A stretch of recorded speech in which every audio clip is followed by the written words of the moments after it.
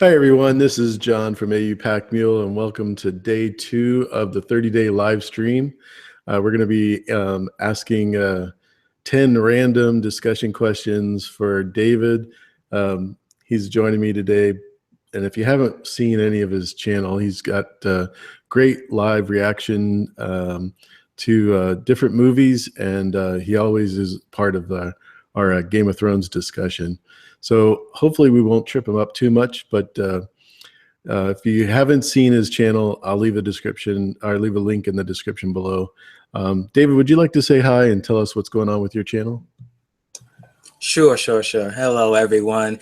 David, aka Broke Black Man 94. Got the name from AU himself here. It's all one big circle here.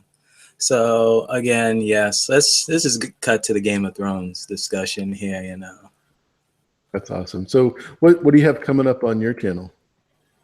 Oh, so far I'm trying to well, I know we didn't have like our live stream discussion on Westworld AAU, so I think one of these days coming up soon I might call you up and we didn't do a Westworld video together. But before that I might like rewatch it on Westworld and then just call you up and do another one. And also like every month or so leading up to episode 8 of Star Wars, I'm trying to like do a live stream about something, so let's see how that goes.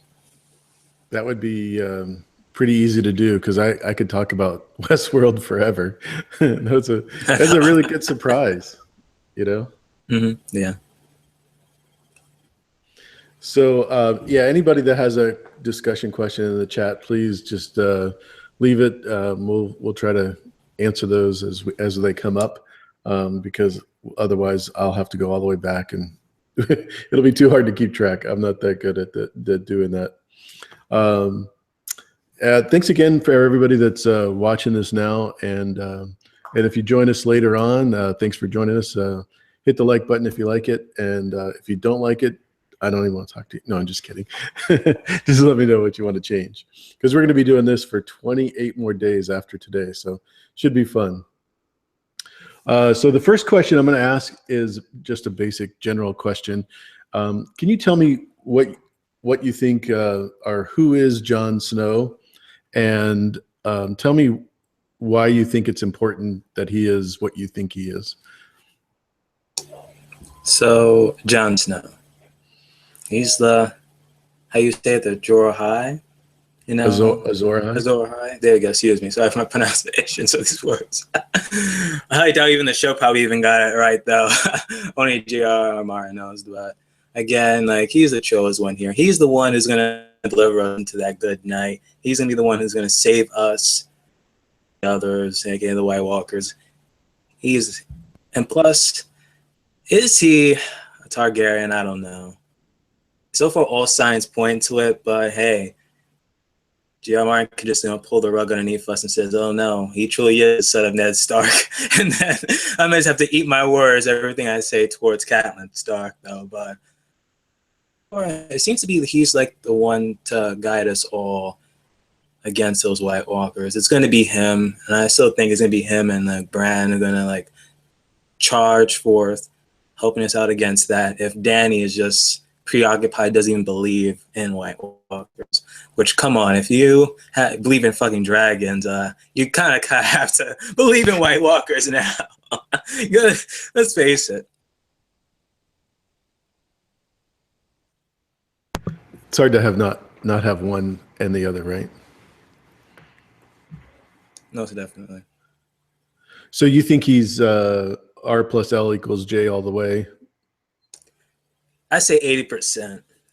80. Because okay. It's just like from the beginning, like when people read book 1, they were like, a lot of people always bank on the theory that maybe the Rhaegar and Lyanna like truly loved each other and they had a child, and that's Jon. So, but who knows? Maybe J.R. Martin was just like steering us into that theory, and next thing you know, bam, he's actually the product of the Charlotte Dana and Ned Stark. So who knows? Which will actually truly be interesting if that does happen. Right, because it changes the dynamic of his blood and what his purpose is, right? Well, you can still well, if he is the Brighton that's talking to Charlie Dane, would he still be the Azor Ahai, or that'll just be null and void? Well, Azor Ahai is not necessarily needed as far as the blood is concerned. It's just that what is his intention? You know, can he have that ability to overcome the others, as they're known in the book? Mm-hmm. Yeah, true.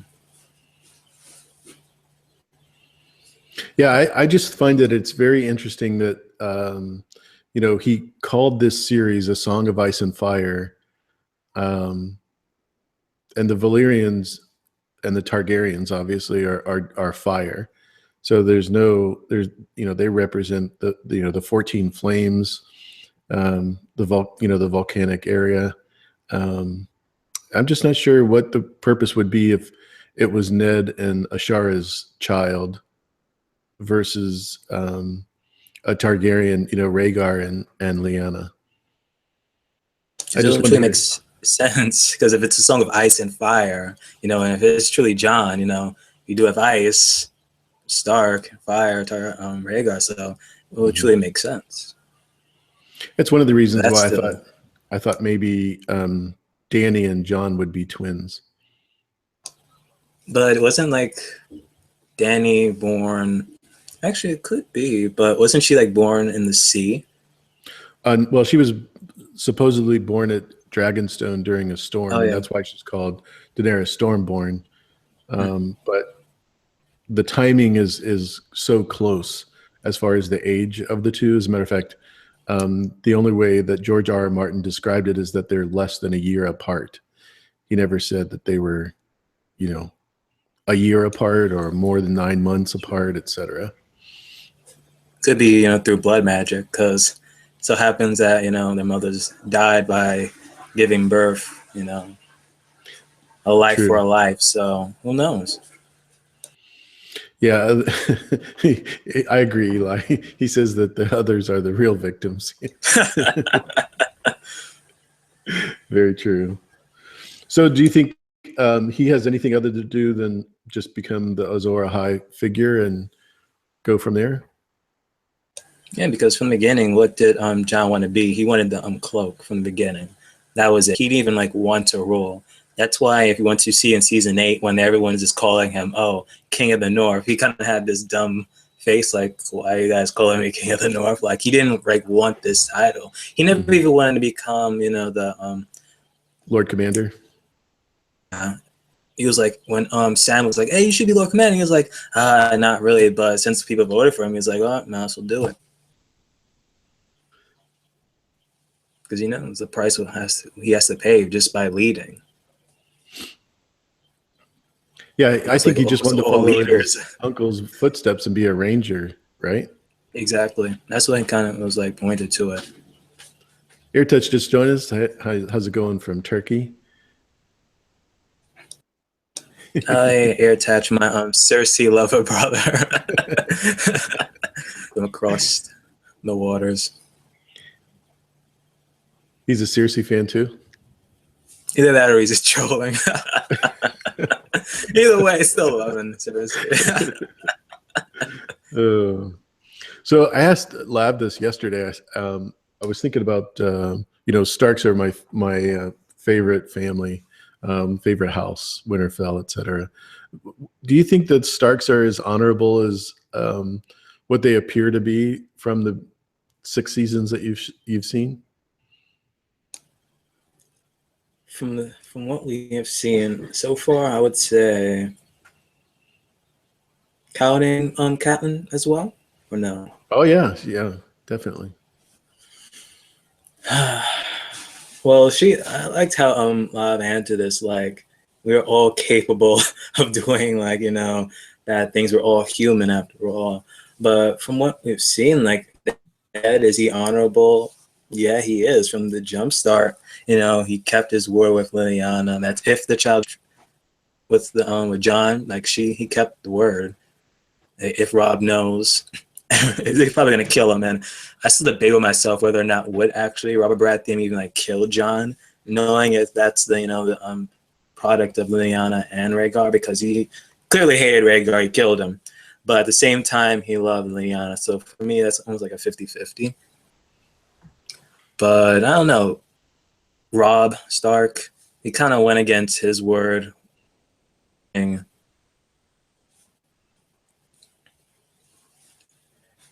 forgot a man's name. Oh my gosh. The guy from freaking Harry Potter.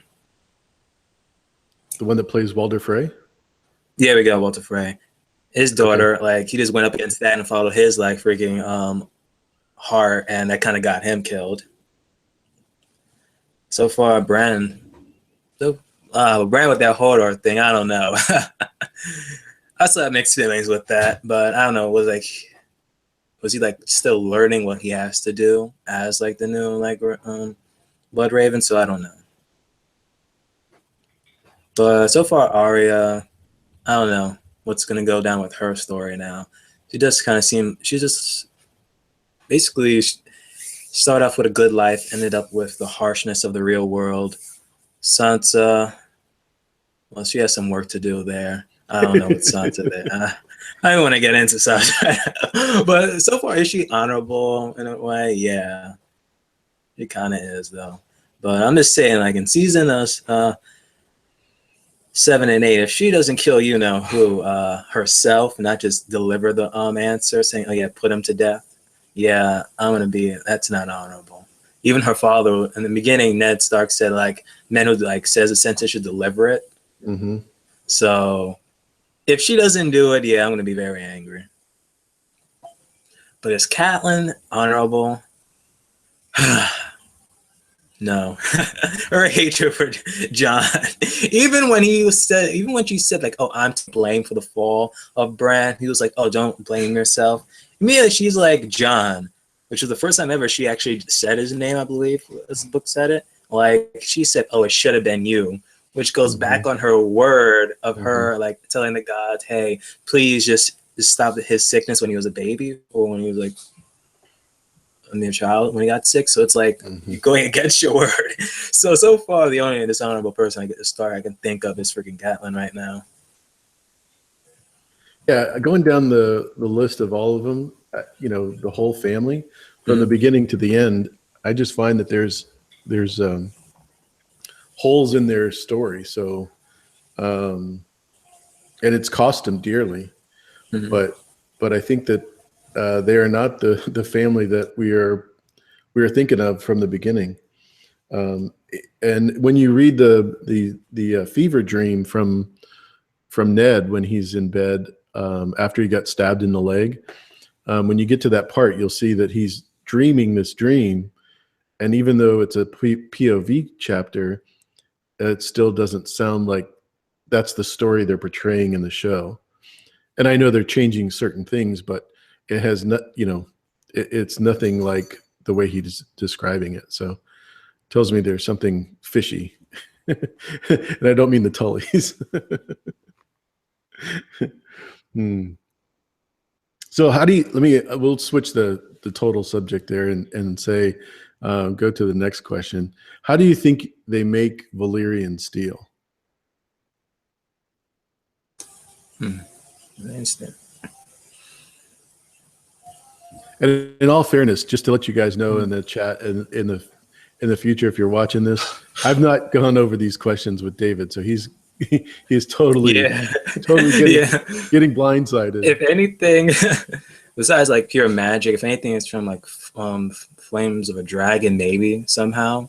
I don't know, possibly. That's the only thing I can see it. Just how instantly the Valyrian steel is like fucking killing those others. So possibly Dragon's Fire had something to do with it, and magic. Or better yet, maybe it's just simply fire and ice.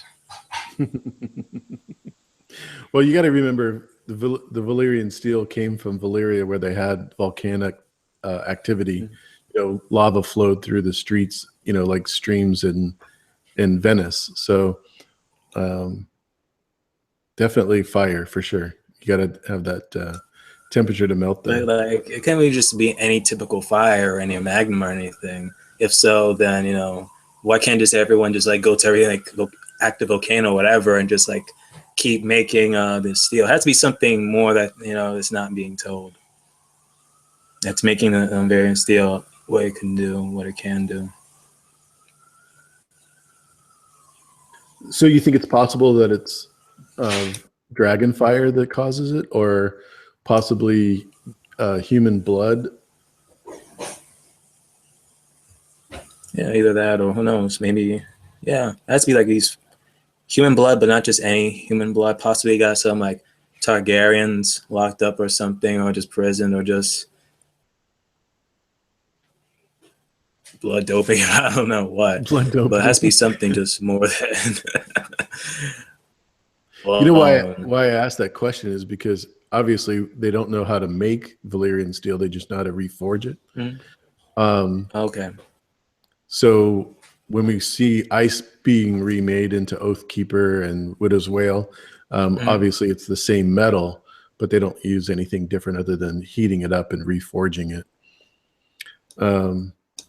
What made me? The question is, like, when we see those being used in the books or in the story or in the show, like, will reforge Valyrian steel like be able to combat others, or it has to be like the original? Yeah, I think it maintains its property, because I think the original. I don't know if you've gotten this far in the book or not, but the description of ice is that it has red in it, as far as like a rusted kind of an element. But yeah, to me it seems like a blood combination with the dragon fire, and that's one of the reasons why I always think they're going to use part of the Iron Throne as part of the defense from the others. And I think that's one of the reasons why when it was originally made, it was done with the dragon fire, because it already had blood on it, and it already had the metal from the swords. So anyways, that's just my guess, but it's so big now that actually would make sense, because if the others do come to King's Landing, best believe they're going to be taking apart that Iron Throne.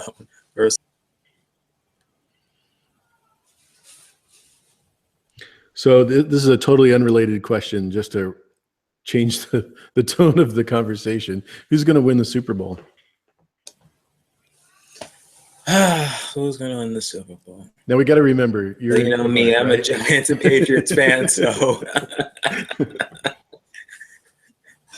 so I don't know. I'm kind of leaning more of the Patriots side, to be honest with you, this year. So that's me. I'm going Patriots. You got to get a lot of thumbs down, you know why. You got to remember, you've got some rabid Cowboys fan in here. Speaking of which, hi Love, thanks for coming by.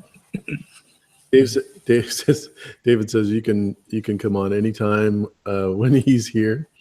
You can come on my channel anytime. So just gotta let me know in the chats. So the Patriots are your pick, huh? Yeah, I would say Giants, but no. Something tell me like they're gonna screw up in the last minute and just fail, like Rob, and he failed. Epic fail, I think, is what the kids say nowadays. Yes. So, what's your favorite region in Westeros? Let's see.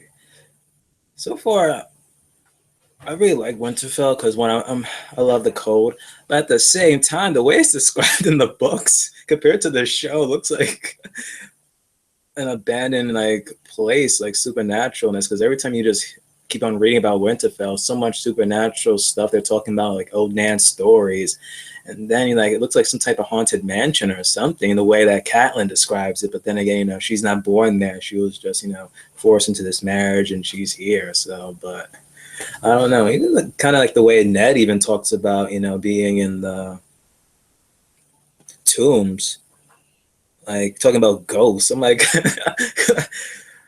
next thing you know, we're gonna hear like Stevie Wonder "Superstition" being played in the background every time you walk in Winterfell. I'm like, come on, people. Where does that reference come from? That was awesome. Are you a Stevie Wonder fan? Yeah. That's funny. So I'm telling you. Where's yours? Well, I actually said this on the 30-day challenge in Game of Thrones. Dorne would be my favorite, probably, closer to Old Town, just because it's so tropical. I was born in Miami and grew up in Central Florida, spent, the first 30 years of my life there. So definitely liked the tropicalness of that. And yeah, what's not to like? So what would you say? I'm just a cold person, so. What's that?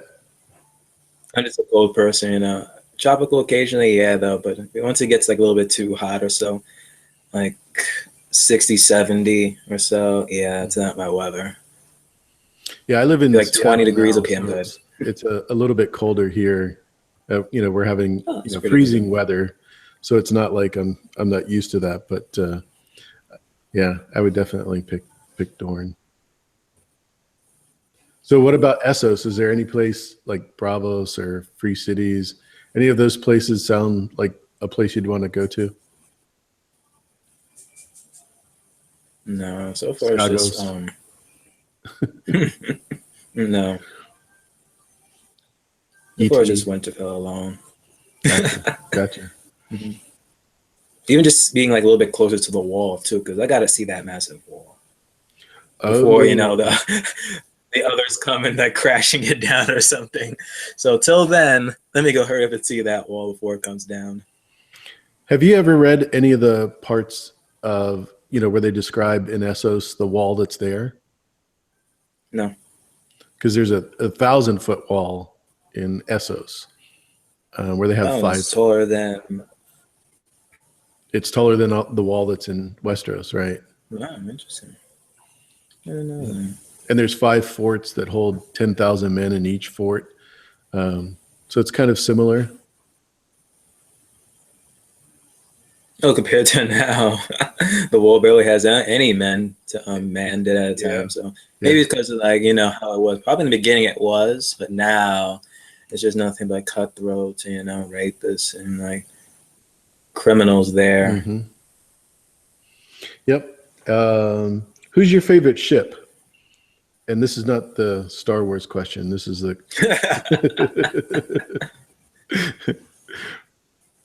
Well, actually, I never favored ships in like freaking Game of Thrones, really, but. No, Brienne, Jaime, the Hound, Arya. Because I was never truly a good shipper when it comes to shows. I try to stay away from it, though. I truly do. But at the end, if I had to ship anyone, I don't know why people keep on, I don't know, just shipping Jaime and Brienne, it's, as friends, yeah, but when Cersei gives that command to like go kill Brienne, Jaime's going to be like, what? I think he's probably gonna like order Braun to go kill her for anything, and that would be a good fight in my opinion. Seeing those two head to head, but as shipping wise, I don't know. Like, I do not want to ship Jon and Dany. No. Yeah, that's gonna be. If they go that route, I'll be very upset. It's like history repeating itself. But come on now, change something up, Martin. Though, but I can't do it that way. If anything, ship anyone no, because every time when you ship anyone, it's going to end up in tragedy.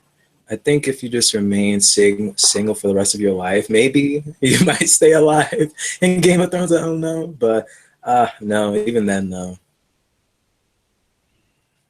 Who do you ship so far in Game of Thrones? Well, I like the Hound and Arya. I think they make a good combination. Yeah. So you think my question for you in the series, the Hound and Arya, you think they'll get meet again? Because we do see that eventually The Yeah, red the woman Brotherhood. did say that. Oh, yeah, because if she like meets the Brotherhood again, and she did say, "Oh, we're all gonna meet again, Arya." So, and if Arya does meet the Hound and she's also there, like, is she gonna like do faceless, style and go kill her? Because that's my check. Her name is on the list, I believe. Yeah, I think the Brotherhood without banners will be going north, and that's where they'll meet up with Arya and make the big trek to Winterfell. Most definitely. Eli's talking about hot pie and gravy as the ship. I think that's the only good ship in that series. You can't forget the gravy. Oh my God, I was dying when he was saying it. I'm like, are you serious? People dying all over. We're having a conversation about that. Oh my gosh. When he It was kind of like waiting on needed. when he was waiting on Brienne and Pod at the inn that he was working at, and he was like, "Yes, the kidney gravy. You can't forget the gravy." It's one of my But you favorites. kind of need those moments in Game of Thrones, Song of Ice and Fire. You really need those like cool, relaxing moments. There's so much war and death and rape and all. You kind of need those small moments.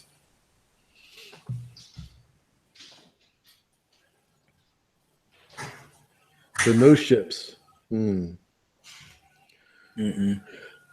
So do you think one person will sit on the Iron Throne at the end of the show? Yes, one person will. Shockingly, it's not Cersei. You're not gonna hear that from me. Cersei's gonna die in the hands of Arya. That's probably gonna be the last person on her list. Is possibly Cersei that she's gonna kill, and she might either retire or just do whatever she wants to do. Continue to kill in the name of just a true justice, if you want to put it that way. But do I see Jon on the throne? No, I do not see Jon on the throne. Dany, maybe for like a cool second. That's if she's successful in her quest to because that's how the season 6 ended. Was with her, in the army. But I think freaking Theon's uncle is gonna be come out of nowhere and destroy that supposed siege that may or may not happen. So if she is successful in just sitting on the throne halfway through the series or so, I think it's like 6 episodes. I think it's going to be 6 or 8 episodes For season 7? I know it's I think it's either 8 and the last one is 6 or something like that. I know like one of them's gonna be less than the other or almost equal footing, but either halfway through it, she's gonna fall or die or something. Who knows? But I don't see her lasting long in it. Jon, I'll be shocked if Jon gets on the Iron Throne. And for it to be a bittersweet ending, that can't be that, because that would be too sweet in the tea for Jon to be on that Iron Throne. Yeah. And even I know Jon will not accept it. Just like how Ned didn't accept the Iron Throne after the fall of Ares. Like, he's gonna be the same way. He's gonna be like, yeah, you guys can like stare at me all you want. I'm not gonna take that Iron Throne. If anything, I don't know. Maybe it's just, in my opinion, I think they should have the council actually good council, like represent all of 7 kingdoms. But other than that, I don't know. Who knows? Maybe Tyrion should be on the Iron Throne. Maybe Dany should be on. She's dying, and then she just looks towards Tyrion like, "You do it." So yeah, it'll actually be crazy. I'll accept that ending. Eli just said, "No, in D&D, they'll disregard everything George has and put Dany on the throne." I think that would make him extremely happy. Oh my God! Yeah, who knows? Possible. So let's say, for example, someone does reach the throne. Who would you want on the throne?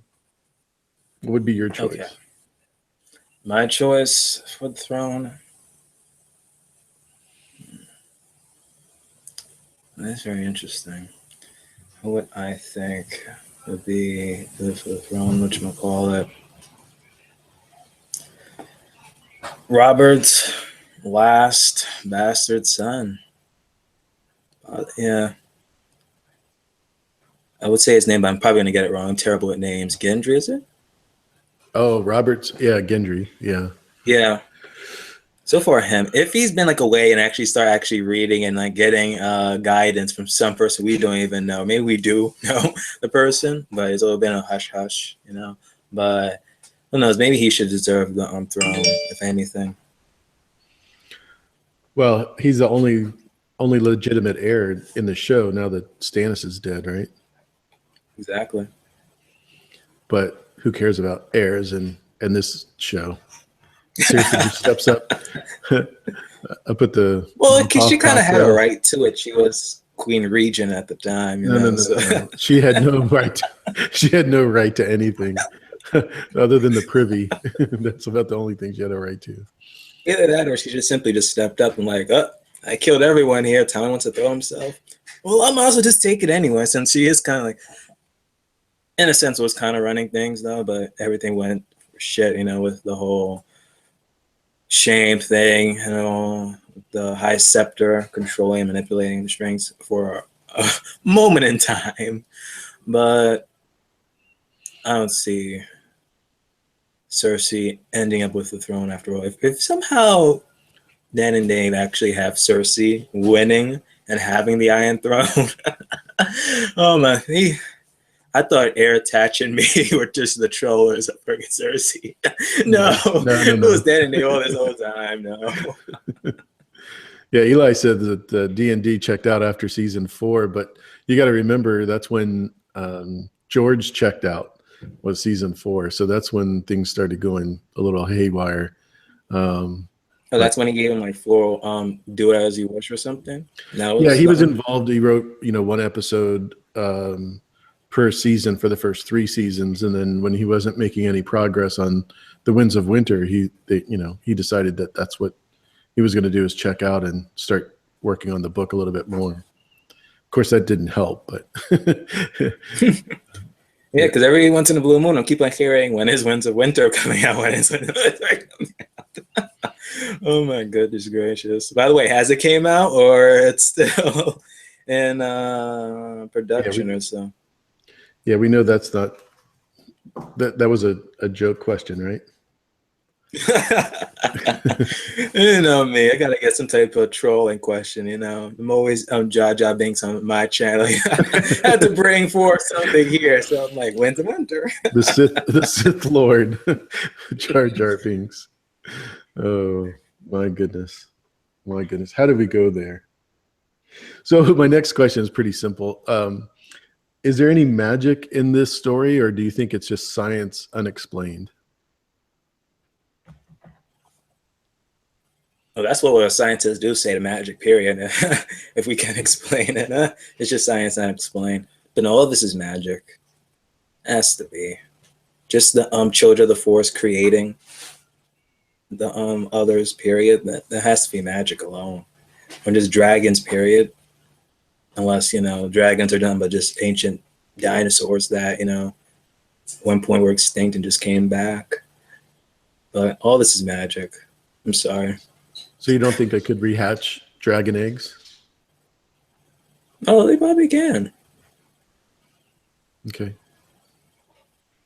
How about the shadow babies? That would be pretty tough to explain. Exactly. I can't explain that. Unless everyone was just drinking that night, And they're like, oh, what's that?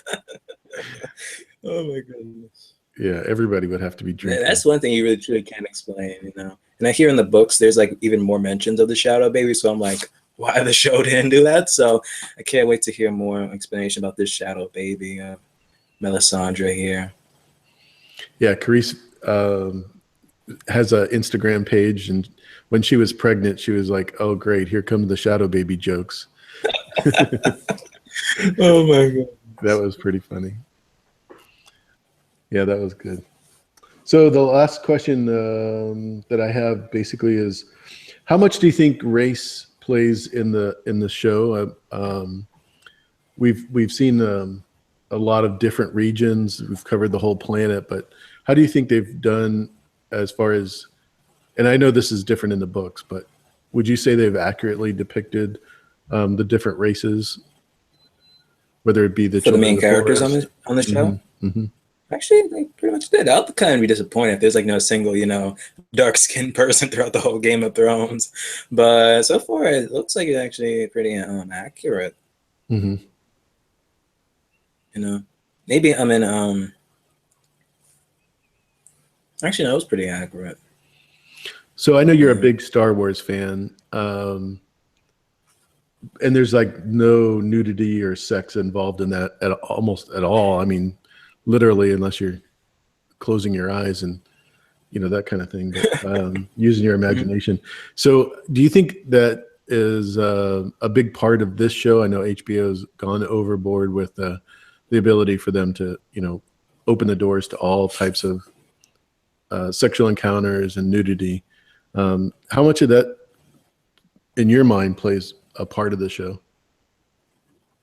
That just shows you how the show is actually like going like full real with it.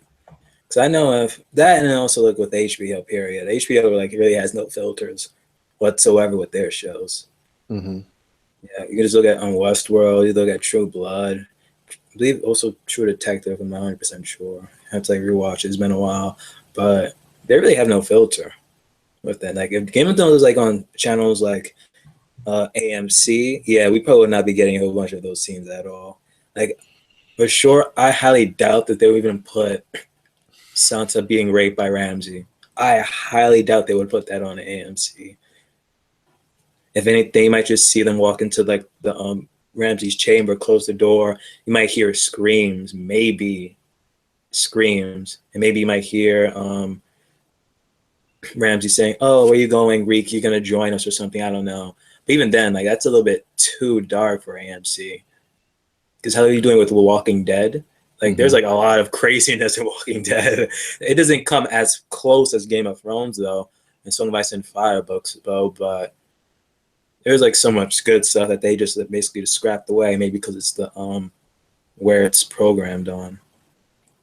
But even though it's strangely, I believe it's rated TV 14, maybe that's why, versus Game of Thrones is always TVMA. Mm-hmm. Do you think it's important that they put that in there to like nail the story? Yeah. I mean, there's most definitely has to be though, because if you don't have that in there, like besides what else can be like that devastating? Oh my gosh, Eli, always like craziness with him in The Walking Dead. But if they don't even like put that much stuff, like besides the horrors of war and like what slavery and then people dying left and right or so, like what else is there really as much? You need like add a little bit more realism to the show as possible, so that people can actually like feel sympathy and empathy for characters.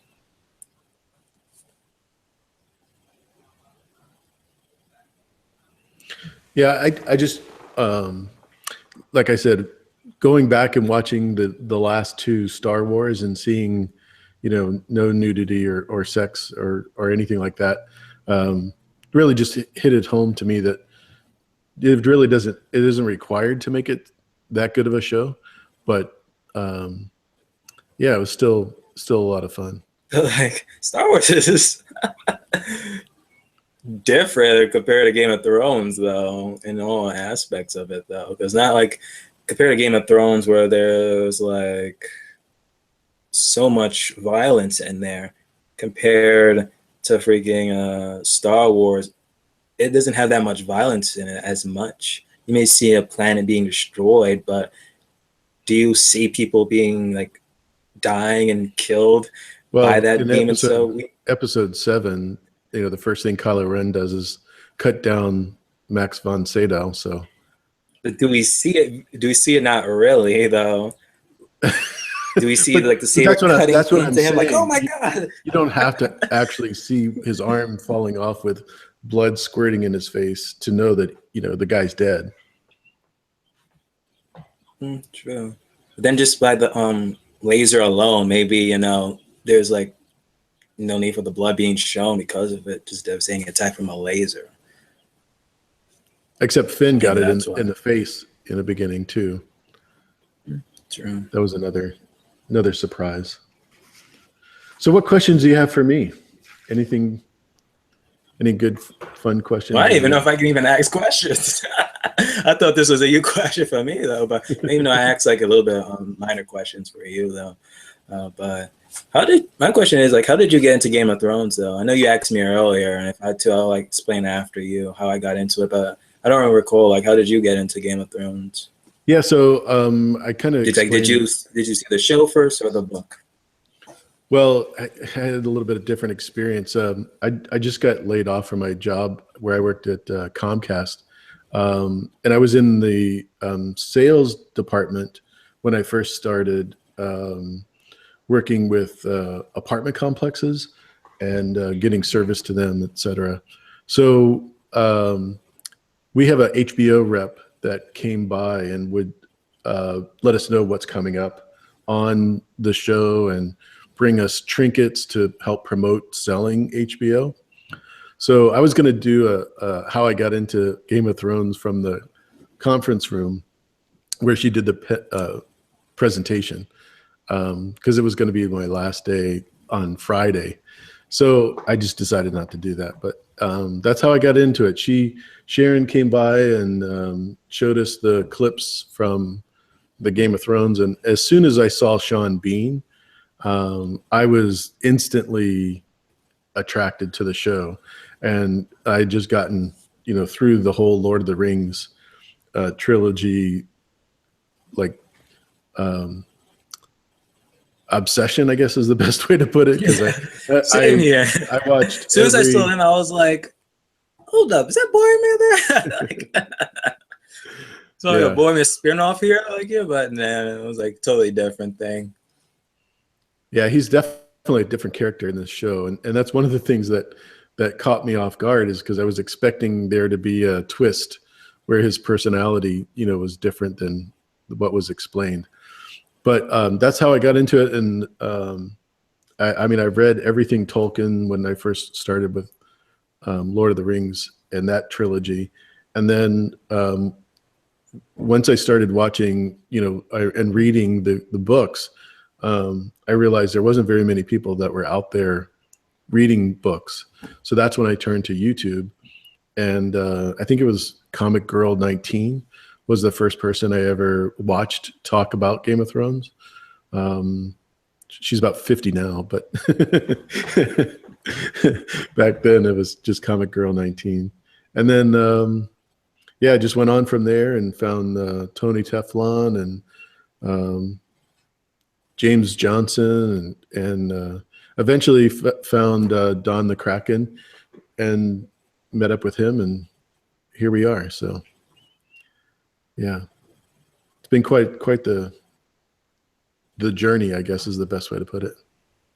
Sure is. So for me, I just repeat it for those who have never heard my own story of how I got into this. It was one day when mother was just watching Game of Thrones in the living room.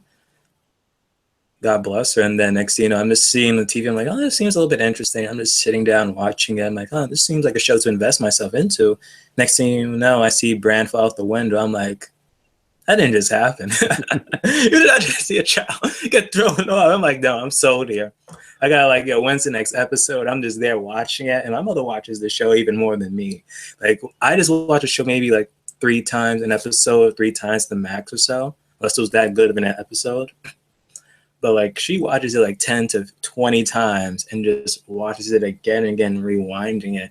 And thank goodness DVR is invented. If we were recording it on VCR, that tape would be destroyed.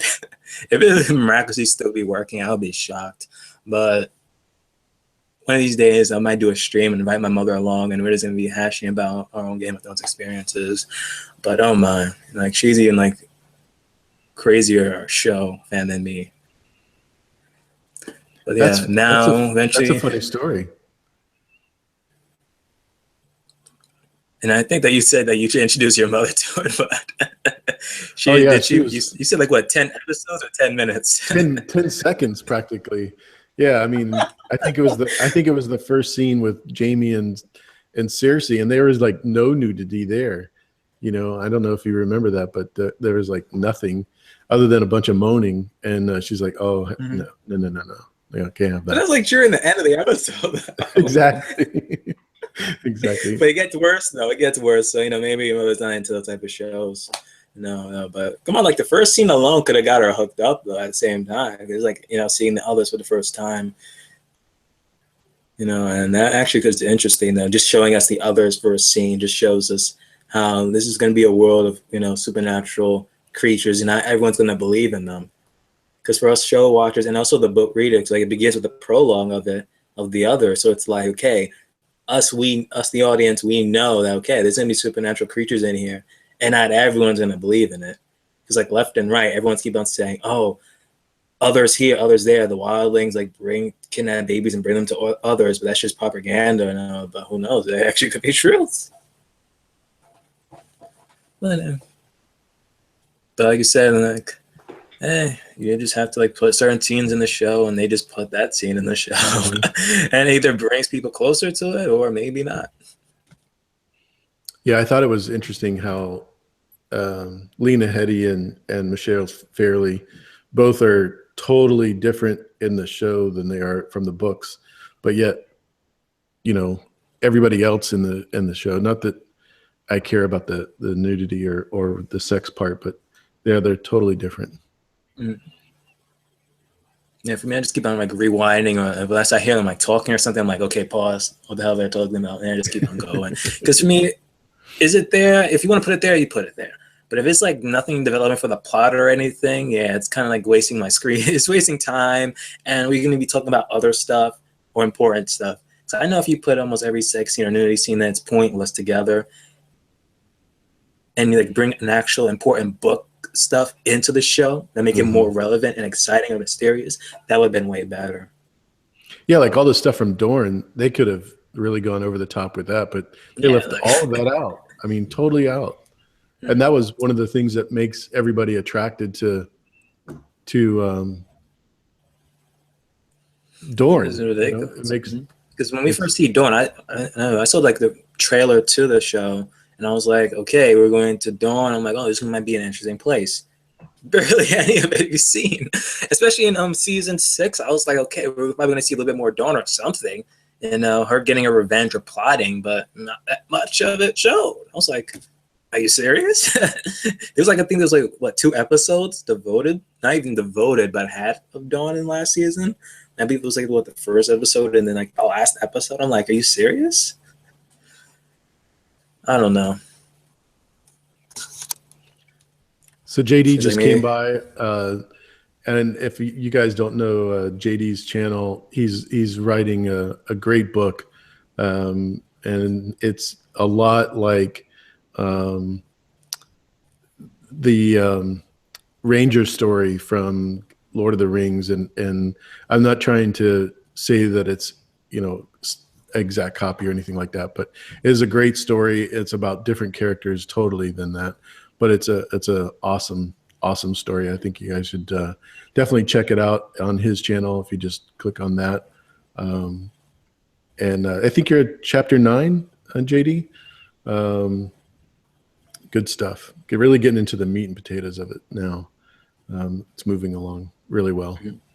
So please do subscribe to him and turn on those notifications, because he's doing those live streams. Remember last night, or like early morning for me, he was having on that story, and I was like, wow, it was really interesting.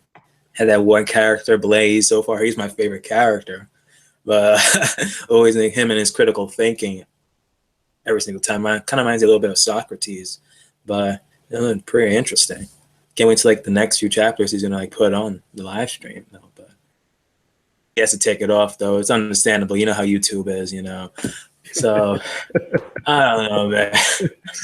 I think it's one of the craziest things. You could have somebody, one word, and goodness gracious, you've got to strike. It's like, what are we doing?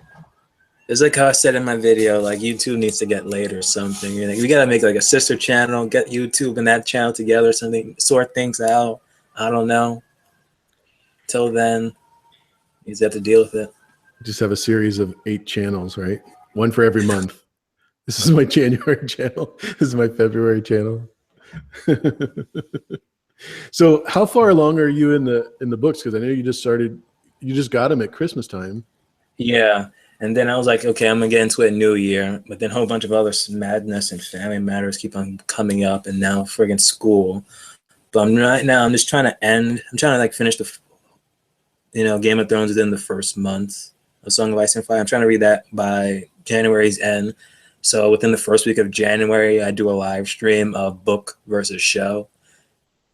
And so far, I like to say that the book so far is beating the show by far. Within explaining certain stuff, especially the scene where Bran falls. Like in the book, explains it a little bit further on. Of it was like besides like Jaime and Cersei having sex or whatnot, they were actually having a discussion that actually fueled like certain events of, hey, were they the ones who poisoned Jon Arryn or were they not? It's like almost like the show watchers, we kind of like had to like guess it a little bit more, or maybe not. Maybe if you're just that good at it than me, but like the way the book sells it, like who knows, maybe the Lannisters did plot it or not, but who knows.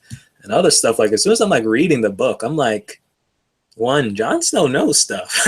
He ain't dumb. He could be playing the troll card on us, like I know nothing, but he knows stuff. That, and I'm like, I was doing like the first POV of Bran. I'm like, nah, I think all the Starks are gonna die. Like no one survives by the end of before that last page. I think all of them are just gonna die. No one survives. Yeah, if you didn't hear my plot drop yesterday with Lav, I was telling her that I think Arya is going to be become the I guess the Night's Queen. Yes, I heard about because that.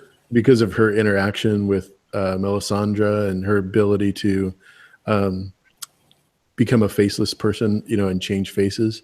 And also she'll be like the person that marries the Night's King as a way for Jon to appease the Night's King, and move forward with I guess making it a more peaceful place, because there's a sort of reason. like a parlay instead of a war, supposedly. I don't know. Yeah, someone told me, someone kind of spoiled it. I don't know if it's true or not, but they say like look like the show version of the others are like evil people, versus the book. They're evil. It's like almost everyone is paid to them as the villains. exactly. So, and even if you can look at the show version as well, it's almost the same way. Like they didn't truly start out evil, Then like the children of the forest create them. Foolishness. So again, I don't know.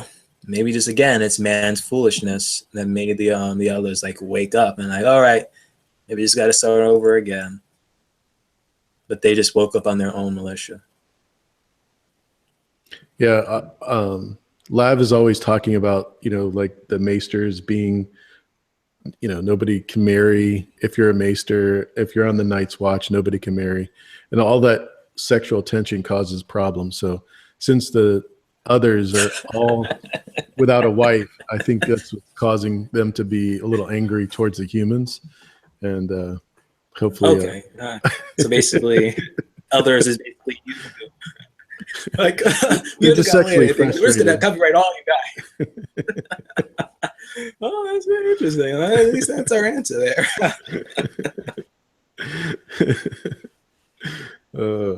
Yeah, even then, like they can still like turn other I don't know if it's like the same as the book, but show like it looks like they can like change babies into whites others. So right. like,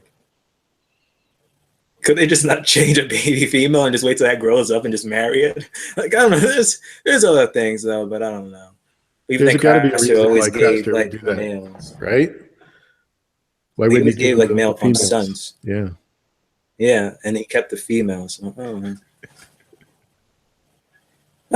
Again, true. But then again, like, is it just propaganda or whatnot? Like they say, like other wildlings, like they like always stole babies. So did like the other wildlings like stole female babies and they crossed his eyes with the male? I don't know. Maybe there was like agreement set like that. I don't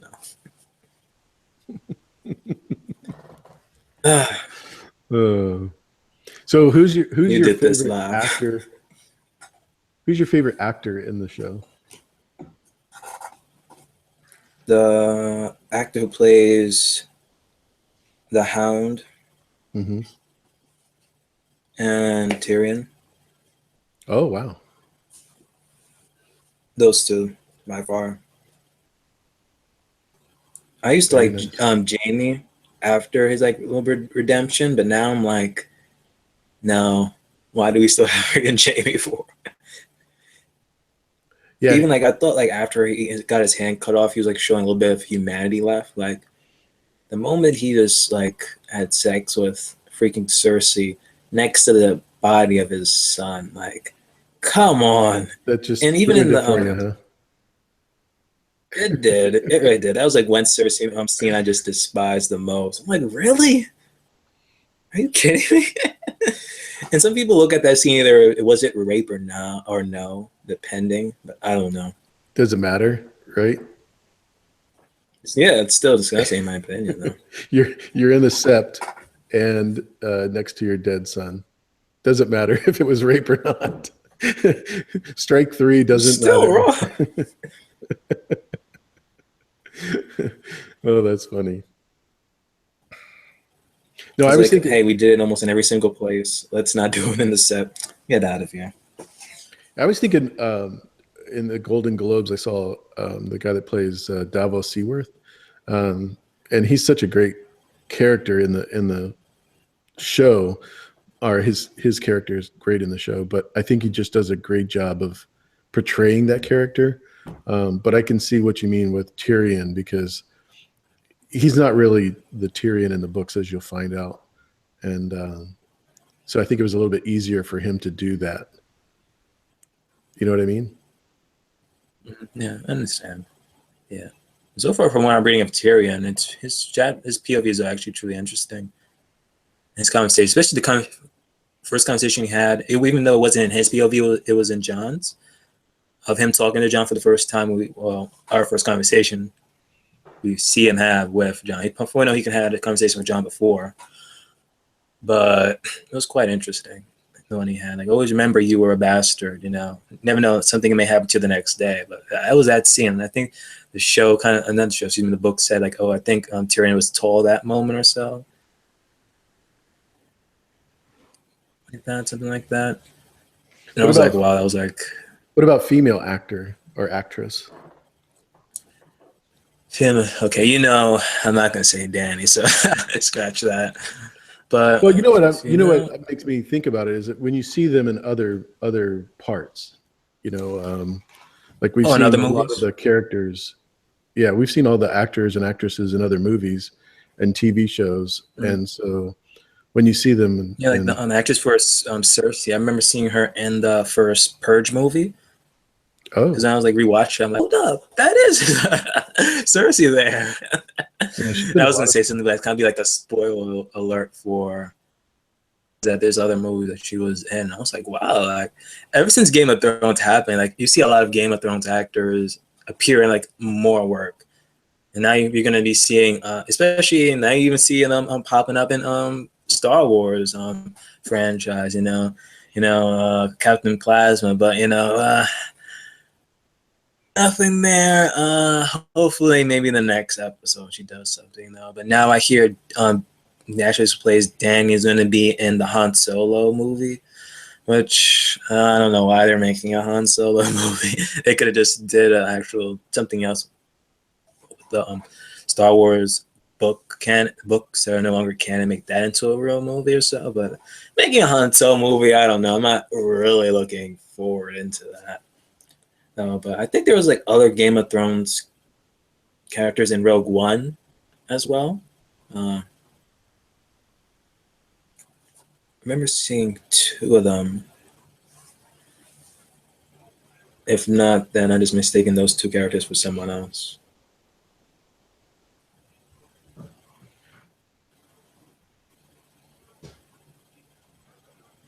oh I know what But I was for going to ask you. female character, No, go ahead. I'm sorry for the actress. oh, Yeah, but female actress wise though, how about Maisie Williams? Oh, she's a good actress, though. Yeah. Also, that's probably the only one. Is that yours? Female actress or no? Definitely would be mine because I definitely am not a fan of Lena, Michelle, or any of the people from Dorn. um, uh, the girl that plays Asha Greyjoy, I like. Gemma Whalen is her name. I like her a lot. Yeah, but Maisie, I think I've seen do more, and so Gemma does mostly stage acting. She doesn't do a lot of TV shows, so I'd have to say Maisie. Oh, interesting. Definitely not Danny. Oh, I get to see Eli in the comments now. Definitely not. I can't understand why they picked her for that role, but anyways, that's a different story. Maybe it's to like go see the. I know the YouTube videos always like see you know they have like I'm not sure if it's HBO and also on the DVD releases they always show like the characters and the actress, the actor or actress is like their like footage of their audition. So who knows? Maybe she did a good audition compared to someone else. Yeah. That or whoever they wanted for to play Danny, like that actress was like caught up in other work, or they couldn't like make a commitment to like how many X plus seasons they're gonna do in Game of Thrones. So it's the only one available. So I don't know if you know this, but George R. R. Martin's is a big Giants fan. New York Giants. Oh. He likes the Jets and the Giants, actually. So, you know, I've met George one time when he signed my poster at the Seattle Science Fiction Writers Convention. But if you were to meet him, what question would you ask him?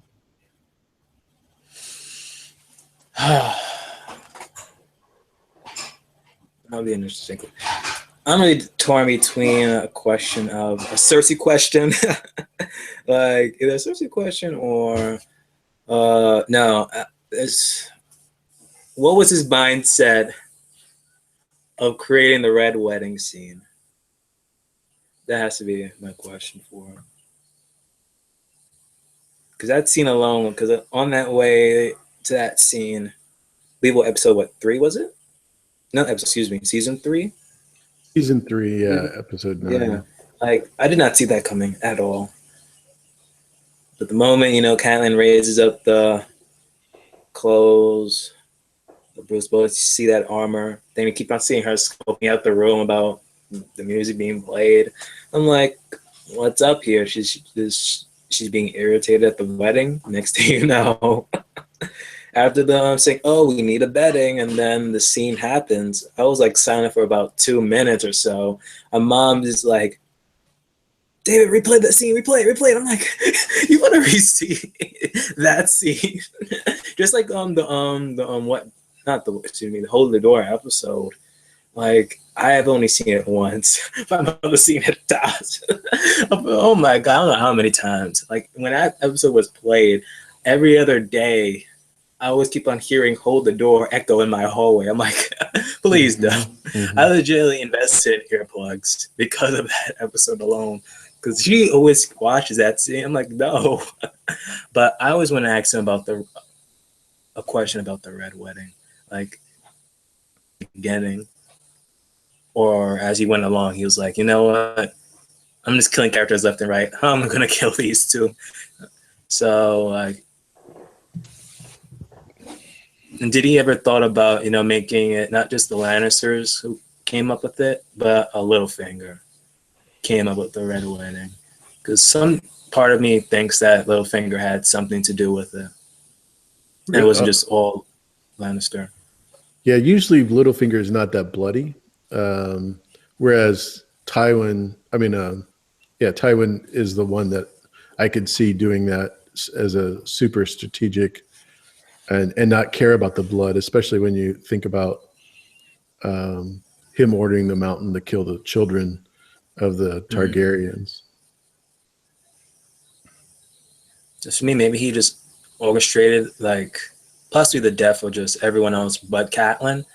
But he hated Tullys from the get-go, so that's another thing that you could have possibly seen it. Like he hated the Tullys, so maybe he just had to like kill Catelyn at the end of it.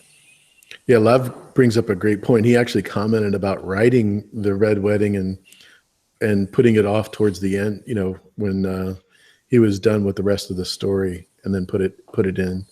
But I could imagine it being very, very hard to write, but he knew what was going to happen. So, yeah, I think it was just a strategic way of getting rid of the heir to Winterfell from both Rob's side, getting rid of Catelyn, et cetera, et cetera. Interesting. Because he has to get to where John's... Were you? Sorry, go ahead. Were you able to ask him a question? No, because it was when he was hundreds of people in line trying to get wait. But did you get it though? You got the signature though. I got the signature, and I got to say thank you very much for writing the books, and then move on. Yeah, that's all I did. Okay. But it was fun because you were right next to him, and I was third in line, so I had been there for hours. So I was a little mindless when it comes to seeing that. And the only thing else I've gotten signed was, I wasn't there when he signed it. It was the new Game of Thrones book that just came out, that was published with new pictures. So that was pretty cool. I got to have that too. For me, if I get anything signed, it would be, of course, him signing one of my own Song of Ice and Fire books, and then have the actress who plays Cersei like sign my pop figure of her that's in the background there. What pop figure? Of Cersei. Oh, goodness gracious. You know, I had to get that one. I had Jon Snow, but I'm like, I got Jon Snow, but I don't even got Cersei. So yeah, best believe when I saw Cersei in one store, I was like, no. Yeah, I have a little bit of money left, so let me just sacrifice all I have in my wallet. So he probably comes to New York probably more than anywhere else, wouldn't you think? Oh, because I didn't know about it. So if I do actually hear from the grapevine that, hey, if he's coming to New York, then by all means, I'm going to get something signed, most definitely. Yeah, he's only got 2 things scheduled for 2017 on his web page for events. So hopefully he's working on his next book. That's not Wild Cards. So Eli asked in the chat if Euron's sailing of the world and his thirst for knowledge is all inspired by Ragnar Lothbrok's legend. Okay, I don't think he would know who Ragnar Lothbrok is. That's what he would ask George. Biggest. Oh, interesting. Is that a Vikings question? Yeah. Is it? Yeah, that's a Vikings reference for sure. By the way, do you watch Vikings? Oh yeah. Yeah, that's like another show I'm trying to plot to unwatch. So I'm hearing so much good things from people like Eli and Timo. Then I'm always watching Phil. So it's like, this must be some interesting show that everyone's still always be talking about. That's like, people are saying, oh, I kind of like Vikings a little bit more than Game of Thrones. I'm like, no, serious? No. Yeah. It doesn't compare though. Like, once you hear someone say that something is even better than Game of Thrones, or even close to it, you gotta be like, hold up, I gotta tune into this. It's like a Westworld. Now, Westworld doesn't compare to the craziness of Game of Thrones though, but it does has its moments. It's from episode 7 on. Actually, no, from 7 and 10. Like, I don't even know like what's even like better, the first season of Game of Thrones or the first season of Westworld. Like, I don't know. Maybe they split that much craziness into the first season to get approved for the second and like third season onwards, and might just even go downhill from there. That's why I'm kind of like eager to watch the second season of Westworld in 2018, but then at the same time, no. Because I've been so sometimes disappointed in shows that get so hyped up in the first season that tanks in the second season. Yeah, Vikings is different in that it's slow. It was very slow in the beginning because they had to tell the story of that character, and he was such a low level person on the hierarchy of who was in charge in the earldom, I guess is the best way to put it.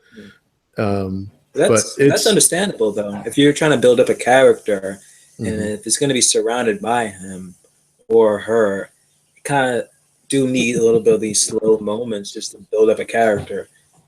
Because if you don't, sometimes the show does tinker, and also tinkers on this character who you're trying to build up as well. Yeah, what I liked about it is that it was done by the History Channel, and they did a lot of research on how the Vikings lived and tried to bring as much historical references into the show as possible. And some of the characters, not Ragnar, but some of the characters are real life historical figures. So it makes it much more believable. So I would definitely recommend it. Yeah, Biotic brings up a good point. Black Sails is another show that's kind of like, them attempting to be Game of Thrones-ish. The first couple of seasons were pretty bad, but starting in season 3, and I think the final season will be pretty good too. See, I think I've seen Black Sails, but I might be confusing with something else. So I know Black Sails is on Stars, right? Yeah. Is that something about like Blackbeard and like he trying to get someone to like navigate some type of device or something?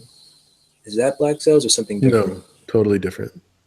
There is a Blackbeard in the show, but he's not in until season 3, and then and he's not bald, by the way. I think he dies. Yeah, okay. He's not bald. All right.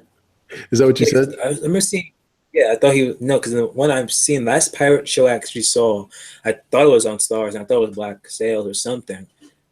But it had like a Blackbeard in it, and he was bald. I was like, okay, bald Blackbeard, okay, I never heard of that.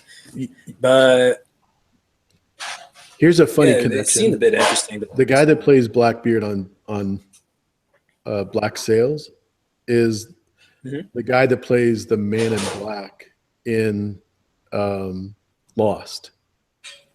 How's that for a weird reference? No, hopefully they don't bring the craziness of Lost onto Black Sails. No. Oh my goodness gracious. I invested my life into Lost. Oh my gosh. Thank God I binged it and didn't like wait for week after week and kill myself.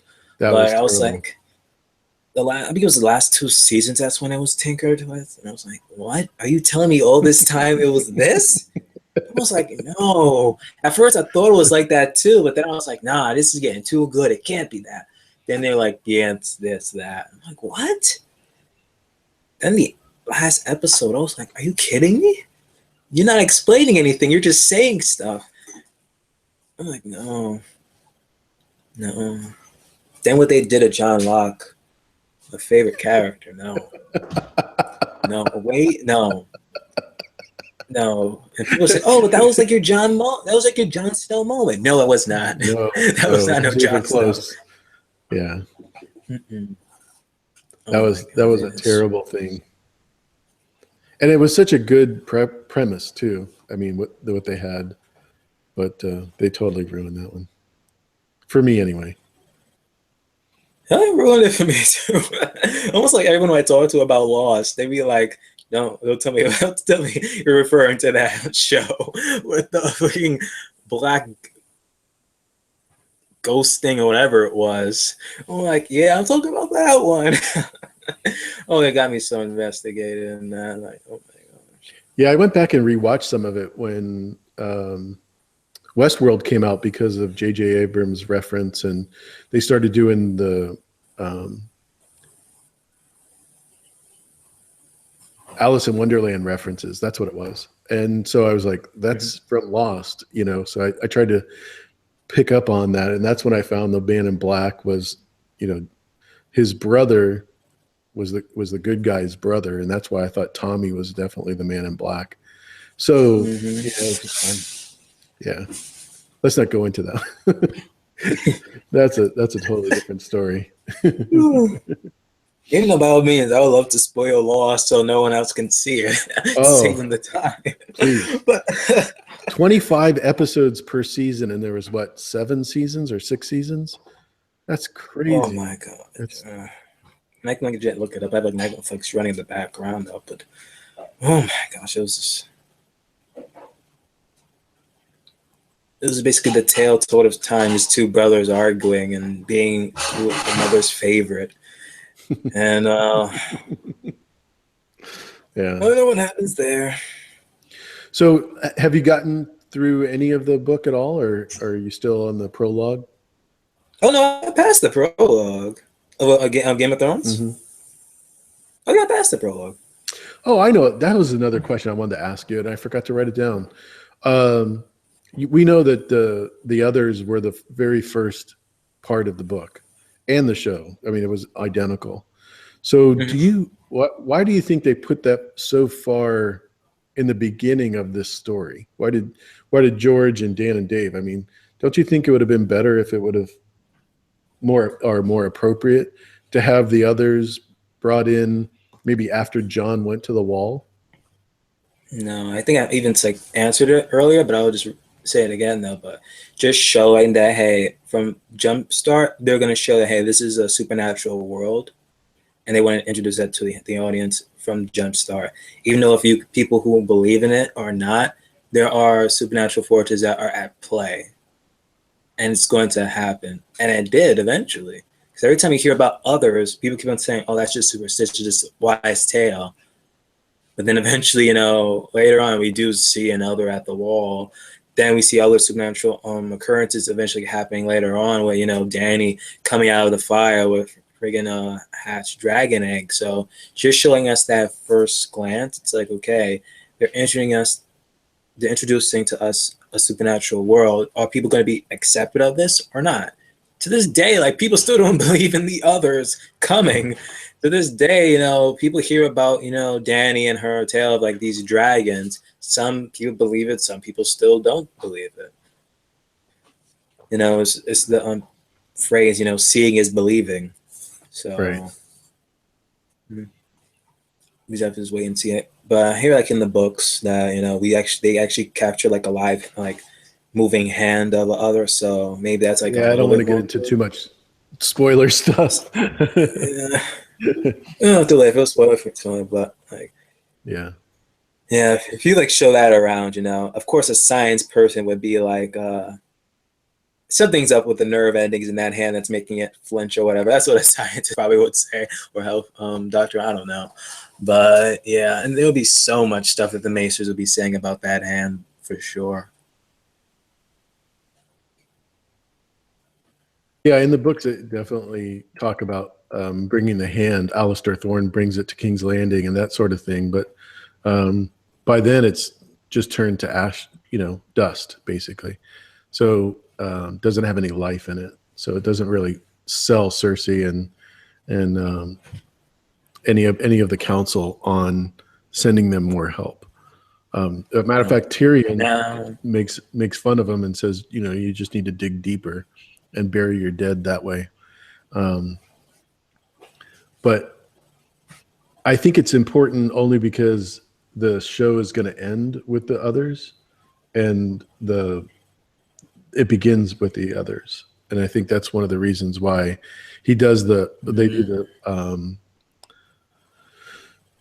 the episodes where they end in one season. That's how they start the second season. So it's kind of like that too. It's the way they're telling the story. Yeah, but because it turns to ash, is that because of the weather change, or maybe it's just as time progresses, it actually does deteriorate the hand, or just anything of others? I thought it was just fire that just immediately just stops it. I think it's because it's that far away from the wall, that far south. Mm-hmm. But I think it explains it a little bit more in the books, but I don't remember what they Okay.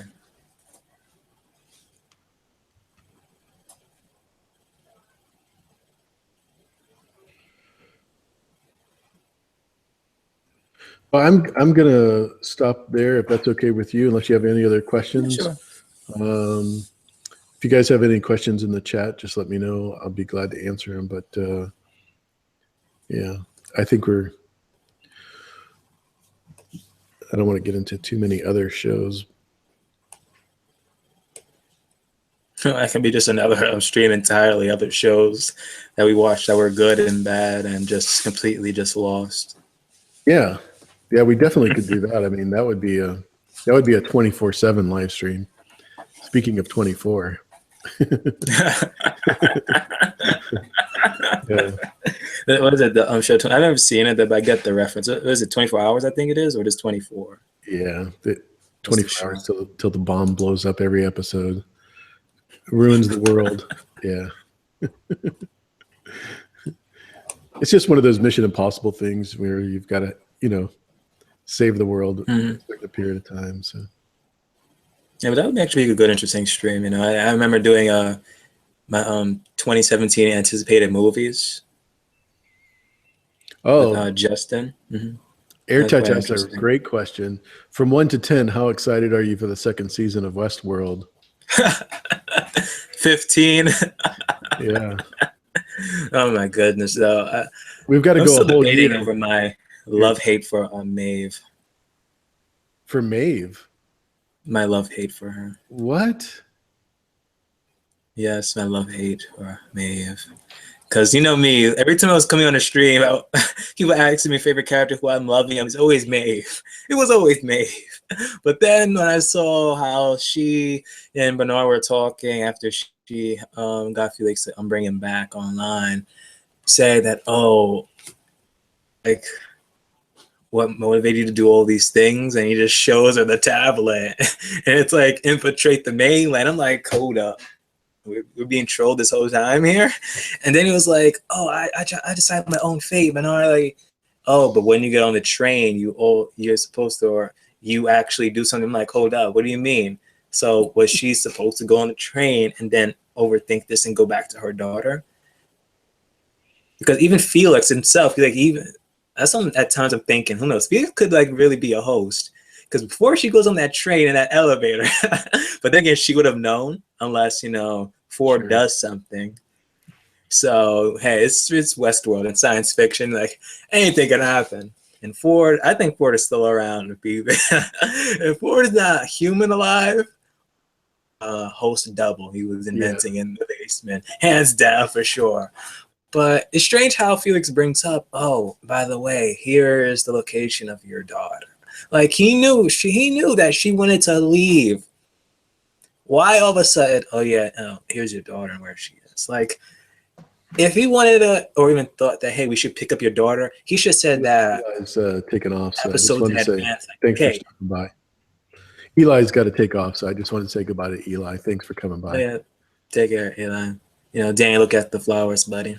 So again, if you wanted to say that, he would have told her earlier in episodes before, okay, if you're going to escape, do you want to escape with your supposed daughter or whatnot? But no, like, still, or even like before, like, she's about to like initiate the full plan. Oh, by the way, here's the location of your daughter. Like, so close to the ending where he says, oh, location. Like, it was a setup. He was meant to legitimately look. Excuse me, she was meant to get off that train. She was meant to. If not, why did Bernard say that? Oh, when you get on the train, you. Like, it said, like, what? She grabs a cup of glass water or something. I don't know. But no, it was, oh, you. I'm like, no. 10% chance she may have, like, free will and say, oh, I wanted to actually double back and get my daughter. Who knows? Yeah, I think she was definitely going to the mainland to infiltrate, just like she was programmed, until she saw the girl across from her with her mom, and that's what triggered those thoughts. But that's another show for another time. But like you said, we got to do a live stream on your channel to do. Most definitely. I gotta like rewatch all the episodes, because I know I think we said this in other streams. Even the chat room was saying this. Like, Imagine like once Westworld's completed, we're actually gonna rewatch it, rethink about all the questions and mysteries we had and not been solved. For instance, that fly. I gotta rewatch the episode with the fly, and in the first two episodes, were they constantly talking about the fly, or it was just in the first episode, then the fly made another cameo at the last episode? I'm like, come on, what's up with this fly? Is it genetically engineered fly, or is this a real fly here? It's the bot fly. The fly's agent was like, nah, you basically got all these people hooked up with Dolores almost on swatting you at the end. That's what got people to hook onto Westworld. So you know what? Ask for more money, a room with a view. Apparently the fly didn't get that, so until the last episode. So who knows? Yeah, I think one of the things that Game of Thrones has going for it is it has a huge international following. And I'm not saying that Westworld doesn't, but most Western culture, with the cowboys, Indians, that kind of thing, it doesn't mean as much to people in Europe and other countries. So I think that's one of the reasons why it doesn't have the following that Game of Thrones does, but it certainly has the numbers. So. Most definitely. Just basically at the time, even though I highly doubt Westworld will ever be on the same time as Game of Thrones, even if it's on the same channel, same day, still one's gonna precede the other. So, but when it was on, its competition was kind of was The Walking Dead, and because of what happened in Walking Dead, apparently people were dropping because of that. People were dropping because they didn't like how, I forgot his name is, portrayed the new antagonist. So it was that. But then the What Door episode happened the same time The Walking Dead did a 2-hour show, and yet people still saw that What Door episode. And they were like, what's going on here? And then even when Westworld ended and The Walking Dead had still had one more episode, the ratings didn't even skyrocketed either. It's okay, what happened? Did Westworld make everyone forget that there was even Walking Dead? Which even I like to mention it. Yeah, before, I never watched Westworld as it aired. I always watched it afterwards. Before that, I'm always watching Walking Dead either way. Gotcha. But because I'm always doing the reaction video, so that's the only reason why I do it. Unless I did a live reaction, but with YouTube you can't even do that, unless you have your ways. I know Phil, he does it in his way, but I'm not gonna steal his thunder. But I tried to do it one time with Walking Dead, but bam, copyright strike. I didn't even show anything. I think it was a song and a scene, which stupid me, I didn't mute it at the time, which now I know my lesson, that if a song comes up, regardless of what it is, I'm just going to mute it entirely. Yeah, it's almost like any music causes that, doesn't it? Yeah, that's why when people say, "Oh," I remember one time I put up one video and they took it down, and I told you about that, and like Dave, I'm trying to open it, and YouTube took it down. I'm like, really? First thing you told me was, "Oh, did you put in the opening sequence, the Westworld?" Because that opening song maybe and that's copyright thing. I'm like, oh no, it wasn't even that. It was something else entirely. It was I'm guessing what took it down was the scene where Bernard. When Teresa was like, "Oh, what's this door?" and Bernard says, "Oh, what door?" Oh. He said, copyright, or not only copyright, but before taking it down. I was so angry. And then when I look at other people's reaction videos, they had the whole thing. They either didn't have it, or some people did have the scene, which got me very angry. So even when I even took that scene out, they said, "Okay, you can allow it, but we're gonna demonetize it." And I couldn't even get any paid for or whatever. And they said, "Oh, we're gonna put commercials in it," which I don't care. I mostly do my channel as for now as a hobby interest, really. I don't put on the monetization button or whatever, click it on. I don't. Surprisingly, Brokeback Man doesn't do it, but no, I didn't do it. So here as it broke is. As you are, you're not gonna try to monetize. No. So here it is. I even put it up again, and they just say, "Oh, the scene where Clementine gets beat up, whatever," and she does that whole scene, with Charlotte, does that whole scene with Clementine, the first one. They said, "Oh, you put too much of that scene in it," even though it was not that much of a scene I put in. still gonna copyright it, but you can show it on your channel. I was heated, but you know what? I was all right, and that was like the first video that I've received over 1,000 views. You know, and if you like kind of even look up that episode, I remember David Adams was like, "Oh, you reached over 1,000 views," and I was like looking at Westworld, and like one of your videos, like one of the first 9 things shown. I was like, "Wow, it's interesting."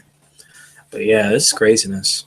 I know when Game of Thrones is gonna come up, and then I'm doing my reaction videos, I'm gonna be very, very like keen on it.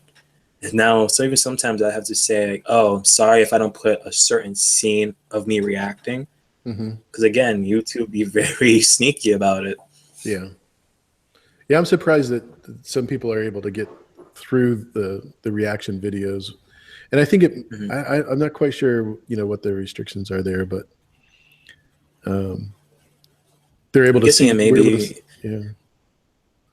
that maybe they don't even have enough subscribers or something, or maybe they got enough views, and maybe maybe YouTube has no other choice but give them so much money. They're like, you know what, I don't want to give you so much money, so they're gonna put the stamp on it. So it's like, I don't know. So you just started reading Game of Thrones, and I think the first thing you said was Jon Snow knows something, and what was the second one? Jon Snow knows something, and what was the other one? Another one I didn't say was I hate Catelyn Stark. Catelyn Stark, I hate her now. I don't know why. I do now. It's me and Cheeky. Like every time we're on Facebook, not Facebook, excuse me, Twitter. Someone was posting something like, "Oh, here we go, another Catelyn POV. Oh no, here we go again," because of our hatred for Jon. I'm like, just chillax. Like, come on. Talking about honorable. Like, okay, I understand that Ned comes back with a child though, but come on. The day after you guys got married, he went off to war. You can't really build up a relationship like, oh my God, oh my God, cheated on me. But even then, who was she originally supposed to get married to? Brandon, Ned's brother. So it's like, you guys didn't even have a relationship. The moment you guys are like engaged and whatnot, you just said, all right, I'll do it. I'll like marry her or anything. He wasn't excited or happy or anything. He was just getting over, like, still coping with the death of his own brother and pops. So, like, again, now he's going to go off to war because, his sister got kidnapped. So, like, oh, my goodness gracious. Oh, besides Brandon, Jon Snow knows something. And, of course, by the end of the book, I can see it now. Yeah, I thought you said everybody was going to die at the end of the book, but... No, it's mostly particularly the Starks ultimately die. They're gonna die. Also, then again, I see Dany and Cersei, and they're gonna die as well, though. But yeah, maybe Bran may survive this. She may survive this if she could defeat another round. Would go against the Hound again, but with the Hound and his redemption thing, even if you can recall it redemption or so. I don't see him facing Brienne again. Because the only reason why Brienne even faced him was because she wanted Arya. Right. And if Arya wasn't there, she would have been like, oh, you're the Hound? Yep. All right, keep walking. Yep. So Justin Hicks has a question. Do you think it is funny that the 2-season most people hate in Game of Thrones won Best Drama at the Emmys? Wow. 5 and 6. Yeah, because they didn't what was it, the Golden Globes was the latest award? Like they didn't even win. Shocking. Yeah. So I'm like, are you kidding me? And I bet Stranger Things won something. I'm like, okay, this is being overhyped. People are saying it's way too overhyped. I haven't seen Stranger Things yet, so I don't know. Maybe I might watch it this coming week on that. I don't know. I'm either going to be watching Stranger Things quickly just to get it over with, because I hear they got like a second season confirmed already, and people were like, oh my God, Stranger Things. I'm like, all right, let's see it. But apparently almost every other Netflix original series is good so far. Is AirTouch leaving? Is that what's going on? Thanks for coming by. Sorry to interrupt you there, buddy. Either that or no, I think it was JD. JD's going? Yeah, I think it's JD. Yeah, it's JD. Okay. Thanks, JD. Appreciate you coming by. Get back to writing. Don't be like I wanna read the next George. Yeah, don't be like George. Unless you're like helping out George with Winds of Winter, then by all means, keep going. Exactly. Exactly.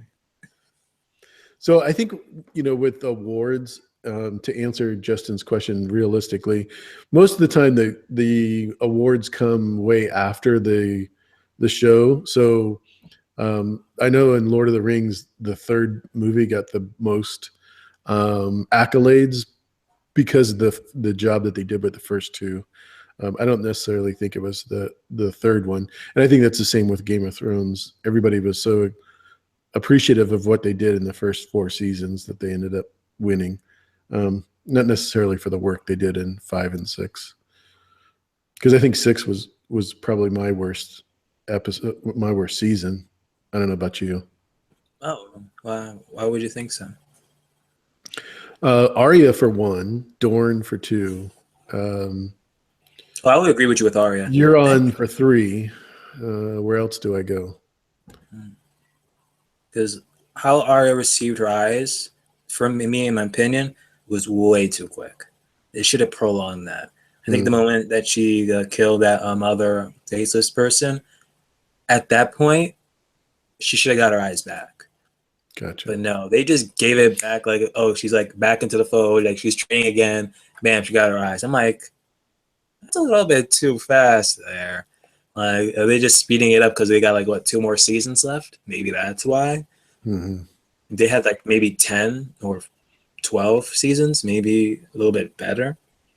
I was thinking more of the episode where she's walking around Bravos out in the open, very confident, throwing money around, that sort of thing, going, "Hey, Waif, I'm over here. Come get me," that sort of thing. And when I saw that scene, I thought that she was like casually wanting like her to come out and open, and then she just stabs her. I'm like, oh, you thought you were gonna catch me, but no, it was the other way around. And how it was even like plot up, she was like, little girl. I'm like, are you serious?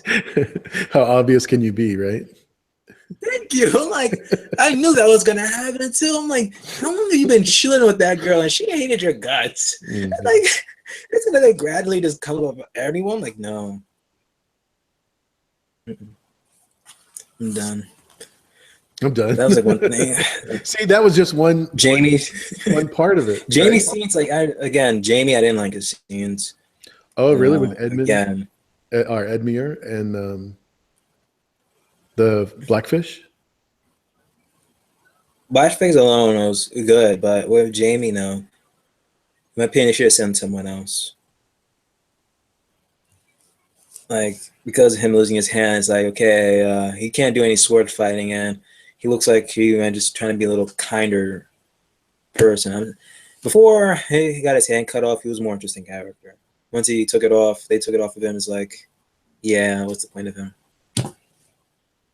It's basically just a pawn now, used for like eye candy for people who just love Jamie. The Jamie fans. Yeah.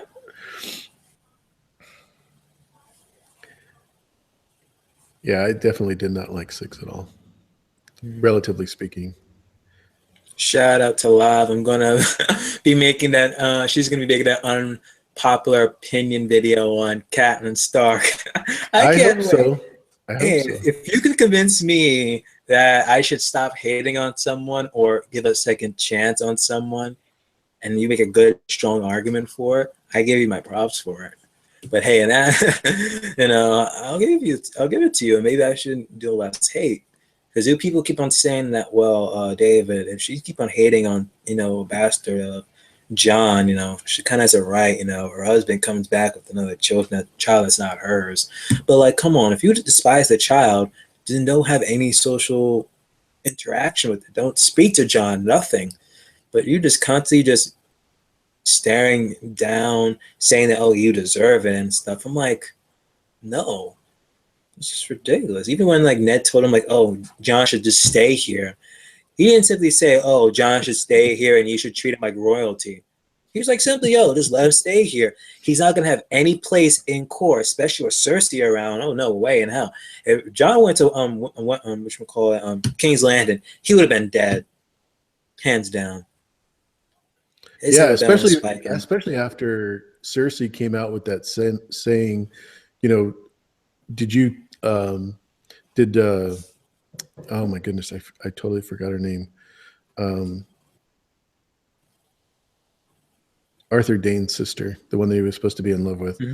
Um, did she die because of the brother that you killed, or the son that you had taken? I thought that was like, well, how does she know about the baby that he took? Yeah. So if she knows about it, then half of Westeros knows about it. yeah. So again, he simply said, just let him stay here.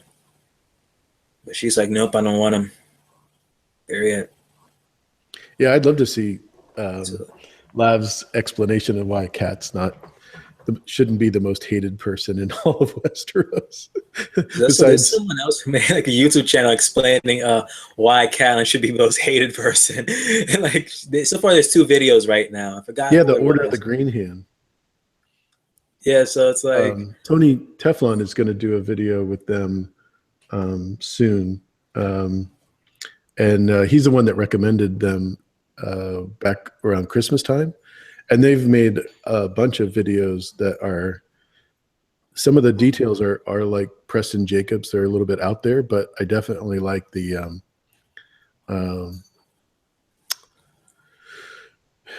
the presentation of the material. I like the way they do it. So I see that Bob says it's because I don't think she hates John. I think she fears him. But I don't see like what's there to fear about it. Like Ned just looks upon John as more like, relationship between Ned and John is more of a guardianship, almost a closer of a mentor, There's nothing much to fear. He loved all of his children equally. yeah, especially as a baby Including when he was sick, when they were trying to portray it on the show. Mm-hmm. There's no reason for her to fear him. Exactly. And even though the John and Rob are close in age, still didn't mean anything. Yeah, somebody At asked a all. question earlier about whether if she knew that John was really Ned's son or not, and whether she was just trying to hate John in order to sell the fact that she didn't want to give away what his true But heritage was. if so, why were they arguing about that John shouldn't be here? If she was onto it, she would never had that little argument saying that, oh no, you keep John, take him to King's Landing of all places. Like, come on now. Exactly. No, that scene would have never have happened. If so, that was just simply Martin just encouraging it even further and pointing strings. Like, no, unless which would call it someone was like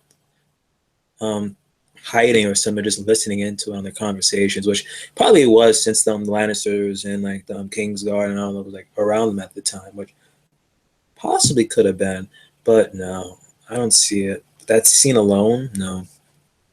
Even in her POVs, it even shows that she kind of like truly has a hate for John. So again, like saying that, oh, this is the first time ever she said it. Hate you, like she just want to embed that into like freaking John. Like, oh my goodness, if she sold it, then by all means, she sold it. She deserves an Emmy for that by far. But I don't know. Not even in her own POV, right? Exactly. That could have been one thing, before her death or something. I don't know. Even she could have said she could even said something to her, even Rob, like during the role, like, oh, your father was like good man, great man, even he told me about something, that always shaken me, but I still went along with it and kept on, like something that would not have gave reference to like, hey, she knew something that Ned didn't want anyone else to know, and like maybe he would have caught on to it as well, like, oh my gosh, what? But oh my goodness. But I'm not sure if it was like true or not, but isn't Rob's will or something that kind of like left? What's in Rob's will? Stuff to John, that if he died or anything or something like that, or that was just a rumor. No. It was definitely put into play as far as Rob writing it down and sending it to the Umbers. But it had more to do with because he was king of the North, how the progression had to go, and because Sansa was unknown as far as where she was, Arya was unknown, Bran and Rickon were supposed to be dead, right, from Theon. So there's really no legitimate heirs, and so that's why he wanted to put it in writing.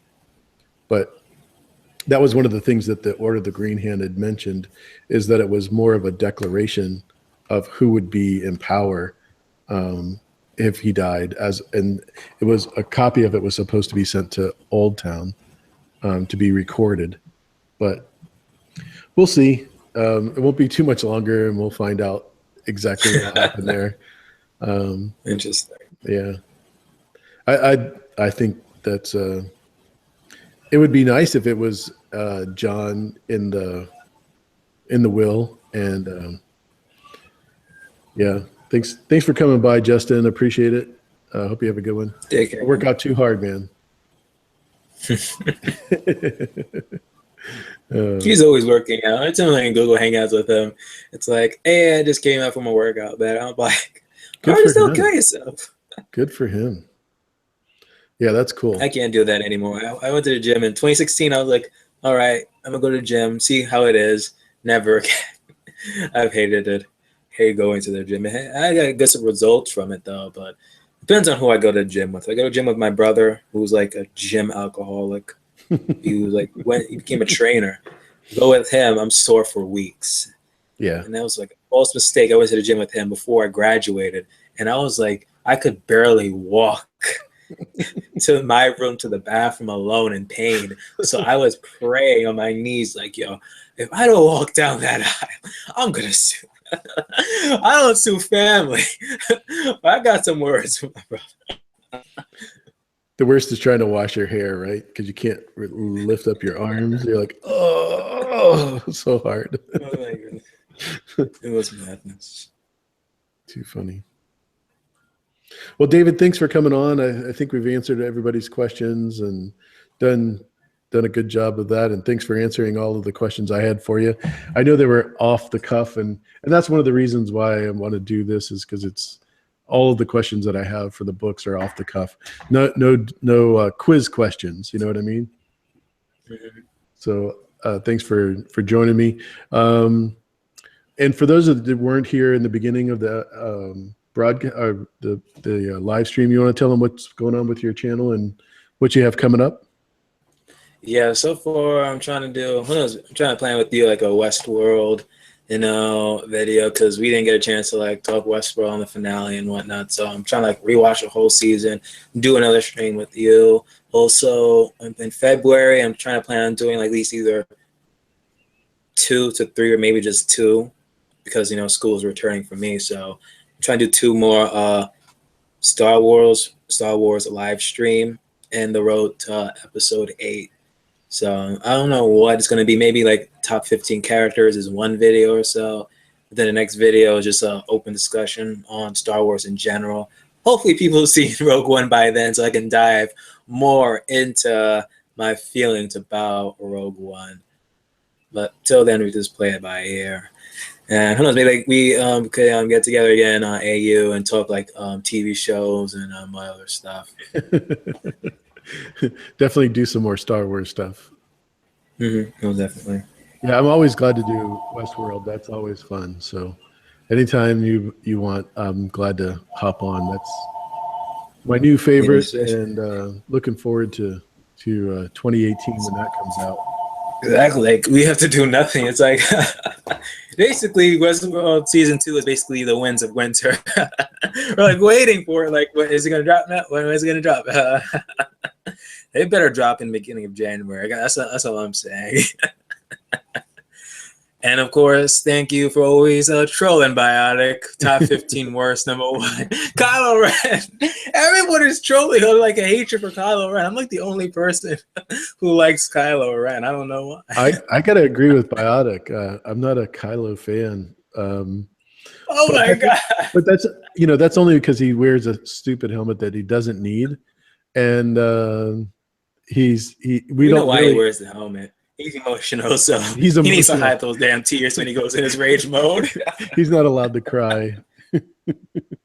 But we also don't know him, I think if we knew him as Ben Solo, then we would have gotten a little more connection. But he only kills the most favorite character of all time, Star Wars. Mm-hmm. So even though he was supposed to die, I was told he was supposed to die in the original trilogy, but they didn't do that. So I was like, when I heard that, I was like, okay, episode 7, they're gonna kill him. Hands down, they're gonna kill him. What happens? They did. I was like, shit, they actually did it. And they better stick with that death. They better not do no Melisandre praying over no dead body, or don't Darth Vader or not Darth, Darth Maul come out of nowhere with some legs or something. I'm like, no. Or my favorite character, Mace Windu. No, he has to stay dead. For us to truly sell that, it has to be his death for sure. It has to be. Yeah, they have to keep him dead because that way that the original trilogy or the prequel trilogy rather, can stay as bad as it is. If they bring him back, then that means there might be something good that came out of those. But yeah, Kylo definitely needs some character development there. Oh my goodness, David Adams is here, just in time, David. Thanks for coming on, David. The one true Maybe he's David. a Kylo Ren fan. Maybe he's a Kylo Ren fan. Maybe you're a Kylo Ren. He's like, I'm home. This is good. That's good. He's like, who's Kylo? Is he from the Iron Islands?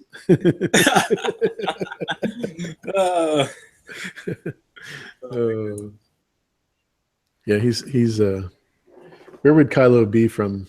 He would be a Night's Watchman because he wears black, right? Yeah, always. He's got to have that mask to stay warm. So why is Kylo your favorite, if you don't mind me asking? Well, one, everyone's hatred over him. I'm also just like how Lava is making a Catelyn Stark one. I'm also just get one of my own with Kylo Ren, but that's just a whole bunch of chaos. I make that probably 10 parts or so. Just craziness of fanboying in it during the first 9, and then get to the real nitty gritty in 10th part. But again, he appears to be a little bit stronger than freaking Vader. When Vader got shot at, he used the Force to just ate up the shooting from Han Solo was shooting at him. Freaking first time we see anyone shooting at freaking Kylo Ren, instantly the beam just instantly stops mid-air, and he's still having a conversation, and it's still in mid-air. As soon as he walks by, it just continues to go. I'm like, whoa. As far as Star Wars, not even from Vader.